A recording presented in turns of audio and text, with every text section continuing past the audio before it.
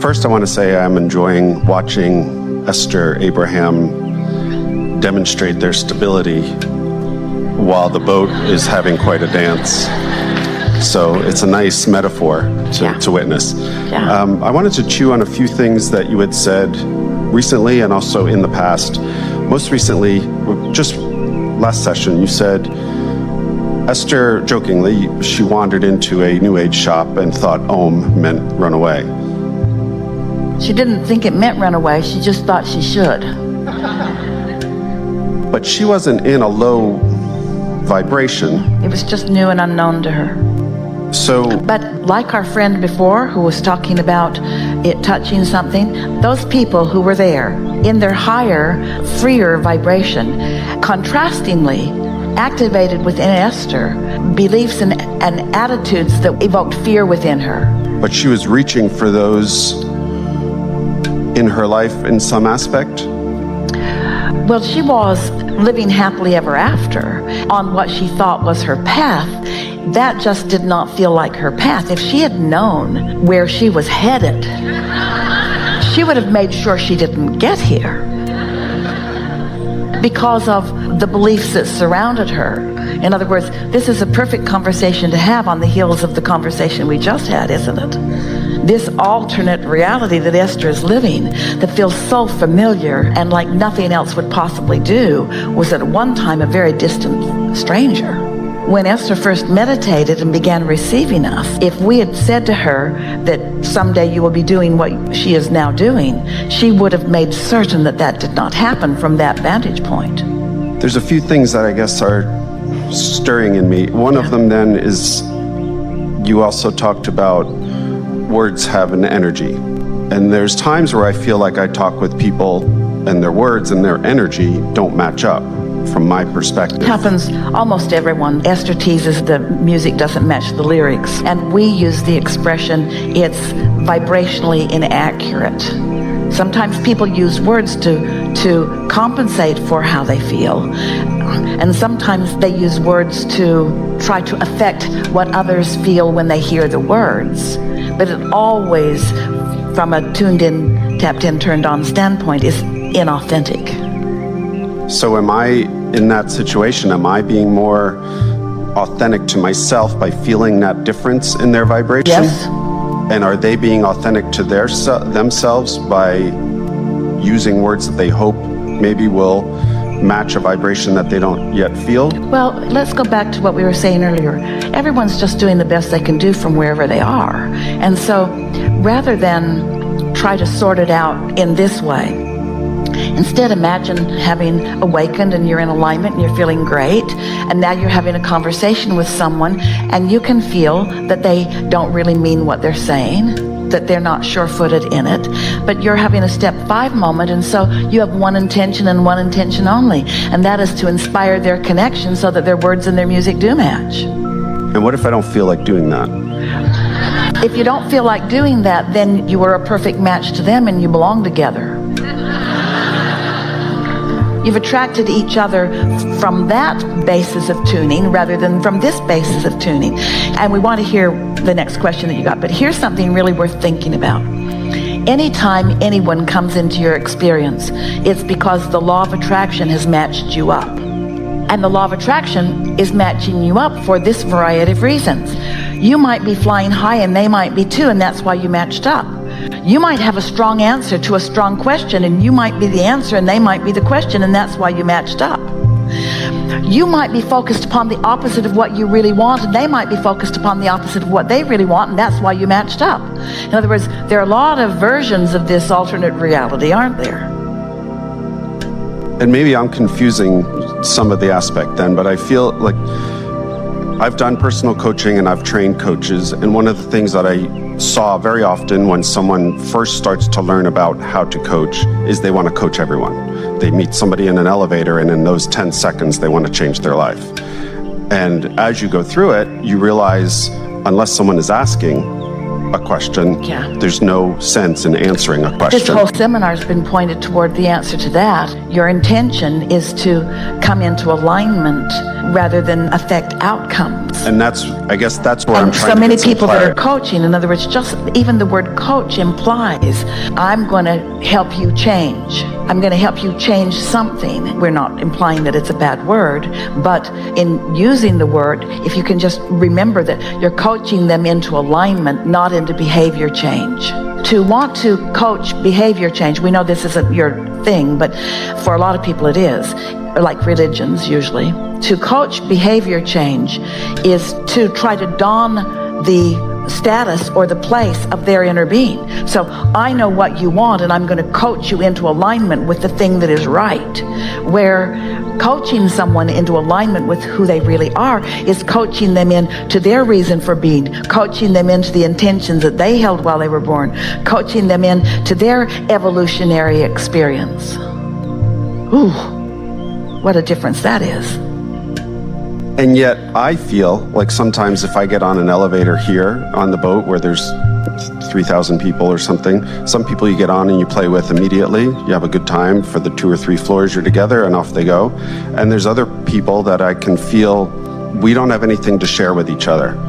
And for me, that's discernment. That's the same skill I use for picking an apple in the supermarket. Yeah. A brown spotted apple is not an apple I'm going to choose today. If I was in a lifeboat for 30 days and it floated by, I'd grab it and hungrily eat it down. Yeah. So just don't be a desperate coach. Right. But that's where I'm trying to now feel the distinction between you saying, raise your vibration, you attract everyone and you'll play happily with everyone that plays with you, and yet I feel comfortable with where I am and how I control my vibration, and I feel like there's some people that they're not the apple I want to pick at that There's something deeper in your question even than what you're articulating, and that is, how do you choose the people to which you want to apply your coaching skills? It's not even about coaching. I'm not really talking about that. I use that as an analogy. It's just somebody that I want to interact with, talk to. We were applying the idea of coaching to the idea of communicating, uplifting. In other words, you're a born teacher. And so that's sort of always part of your vibration, even as you say the discernment that this isn't a good time is an important thing. So let's go back to what we were getting at. So as you are interacting with others, there is always a vibrational meeting. And the law of attraction is underway all the time. Now, it might seem like it's just a random meeting on an elevator, but it never is. There's always vibrational understanding from the broader perspective point of view. Every rendezvous has that deeper meaning. And so we liked your words. You want to be in touch with who you are so that you're discerning what to offer in any moment in time. Yes? We'll hear more of your questions because there's something here that's going to be really fun when we find it together. Yes? I think what comes up for me and my wife is then we start to question. It's easy to put ourselves in the negative position if we bump into somebody who's not vibrating very high, not happy, not offering us something, because then we start to think, so where am I at now that I brought this into my life? And I tend to want to say, maybe they needed me to be where I am, and that's why someone that I don't want to play with bumped into me. Well, that is always the attitude that we would have about every rendezvous, is that, first of all, nothing is ever going wrong, and it is always working out for me.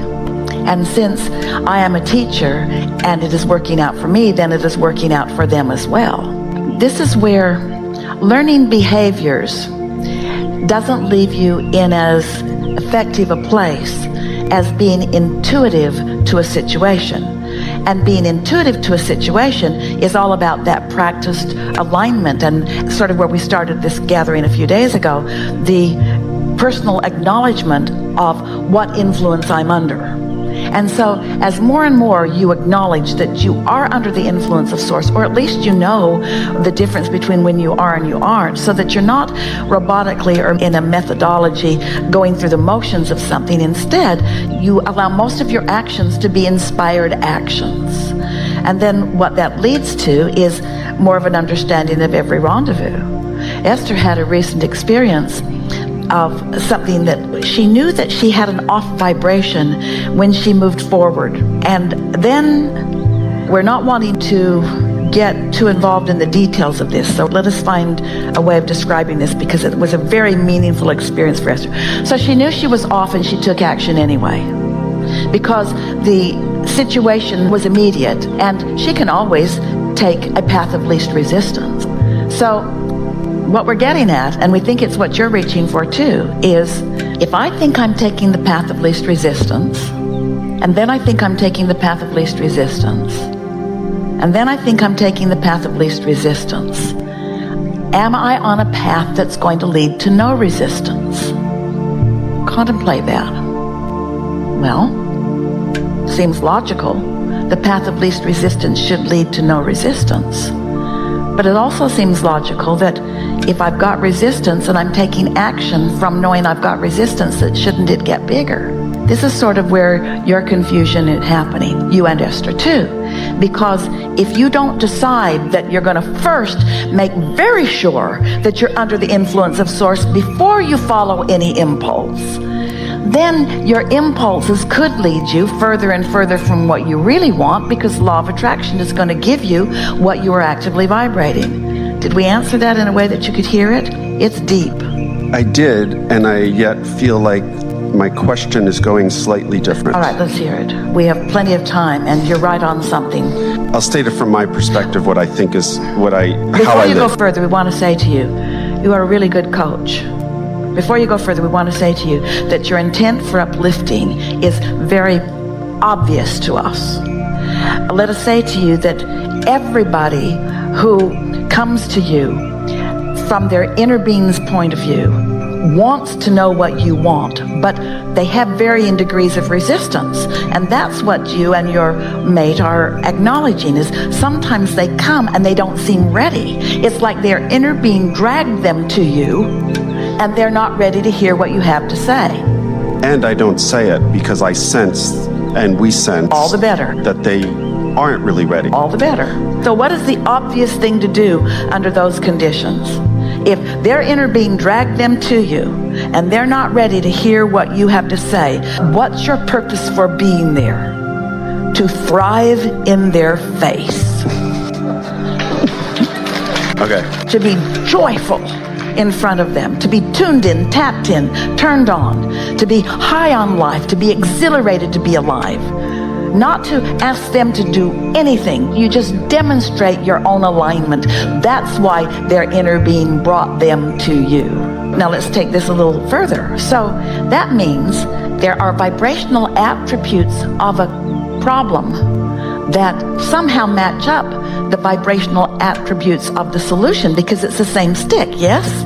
The fact that you're on the same stick, you're thriving and they're not, you're prosperous and they're not, whatever, you're healthy and they're not, doesn't matter. It's the same stick. And so the law of attraction brings you together because there is a vibrational sameness on that stick. The question is, which end of the stick is going to dominate? And everything that we've been talking about in these days that we've been together is you being able to maintain your end of the stick while you're viewing their problem.